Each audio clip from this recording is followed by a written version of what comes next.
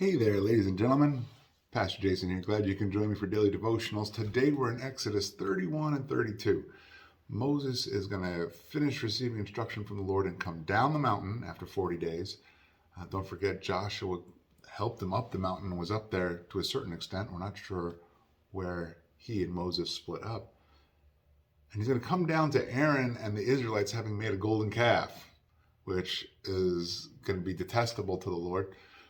And don't forget, we just read about the Lord's instruction on how to ordain, consecrate, and anoint Aaron and his sons. What a travesty. So, today's going to be some difficult reading. So let's jump into it and see what the Lord has to say in his word.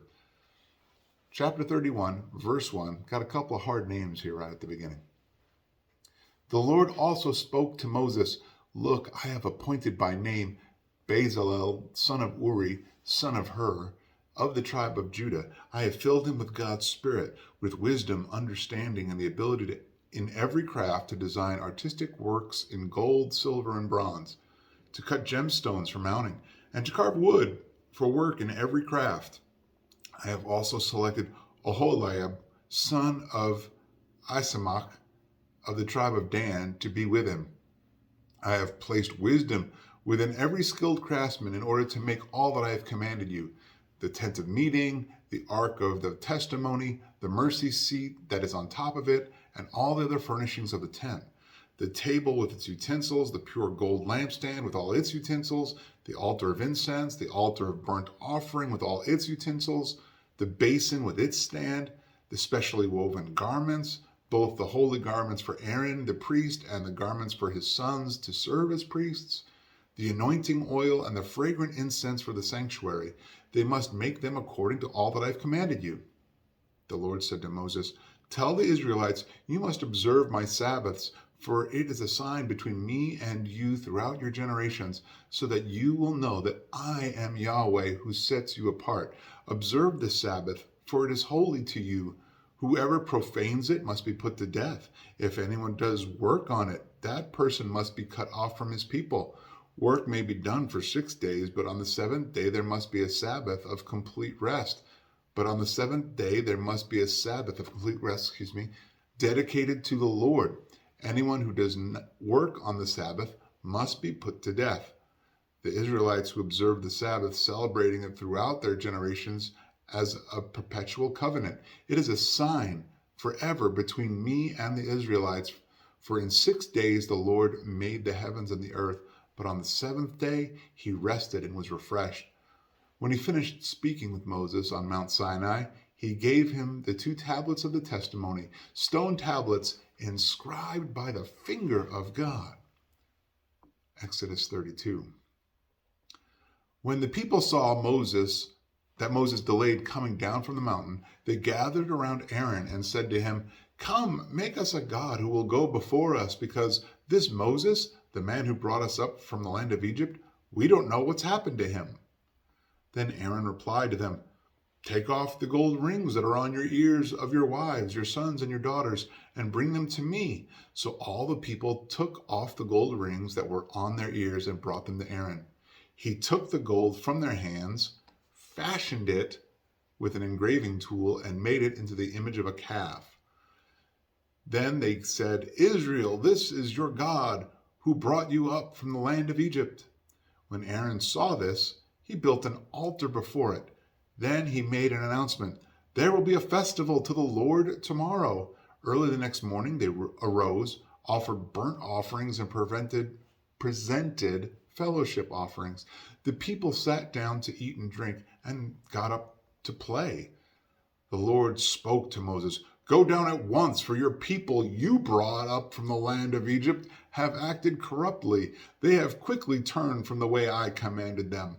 They have made for themselves an image of a calf. They have bowed down to it, sacrificed to it, and said, 'Israel, this is your God, who brought you up from the land of Egypt.' Then the Lord said to Moses, 'I have seen this people, and they are indeed a stiff-necked people. Now leave me alone, so that my anger can burn against them, and I can destroy them. Then I will make you into a great nation.'" But Moses interceded with the Lord, his God. Lord, why does your anger burn against your people you brought out of the land of Egypt with great power and a strong hand? Why should the Egyptians say he brought them out with an evil intent to kill them in the mountains and wipe them off the face of the earth? Turn from your great anger and relent concerning this disaster planned for your people. Remember your servants Abraham, Isaac, and Israel. You swore to them by your very self and declared, I will make your offspring as numerous as the stars of the sky, and give your offspring all this land that I have promised. They will inherit it forever.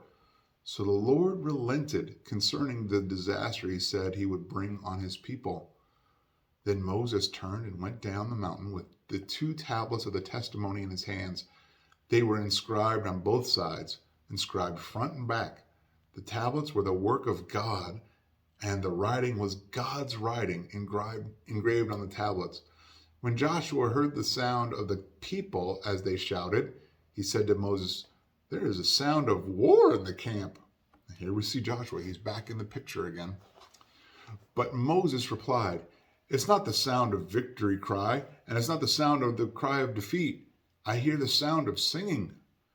As he approached the camp, he saw the calf and the dancing. Moses became enraged and threw the tablets out of his hands, smashing them at the base of the mountain. Then he took the calf they had made, burned it up, and ground it to powder. He scattered the powder over the surface of the water and forced the Israelites to drink the water. Then Moses asked Aaron, what did these people do to you that you have led them in such a grave sin? Oh, don't be enraged, my lord, Aaron replied. You yourself know that the people are intent on evil.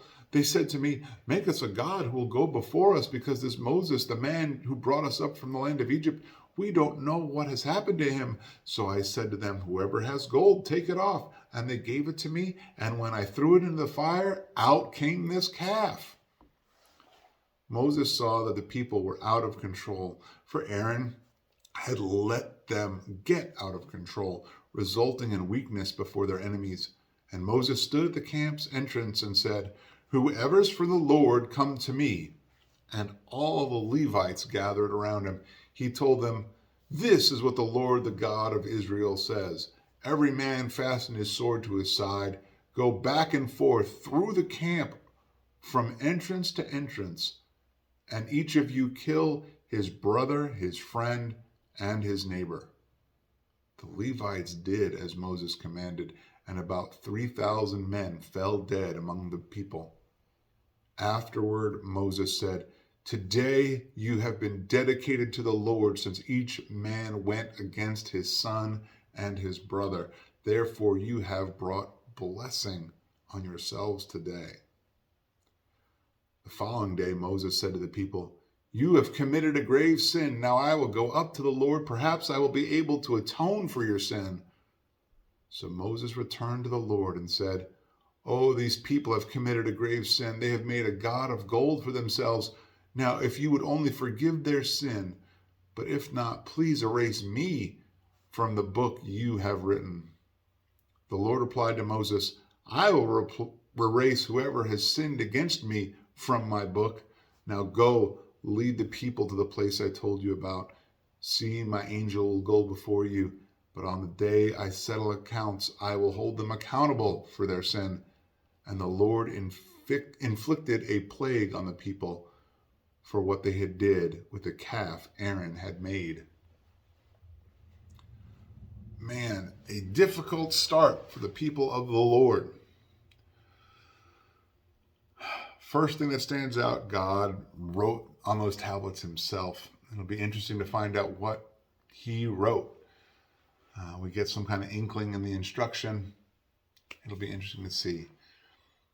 Next, we see that man has the capacity to be led astray so easily, to quickly forget what the Lord has spoken into our lives.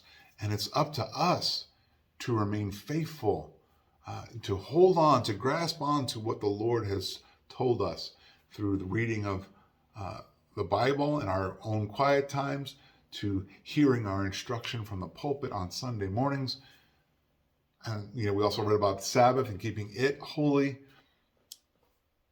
We read about how Aaron was supposed to be and he's going to lead the people spiritually, but we see how he has a failing very quickly.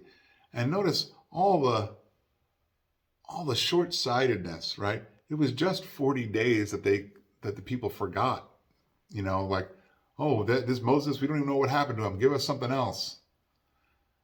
And then you see Aaron, he even lies about this golden calf that he's made. He's like, oh, I just threw the gold in the fire and out came this calf. Nope, he fashioned it.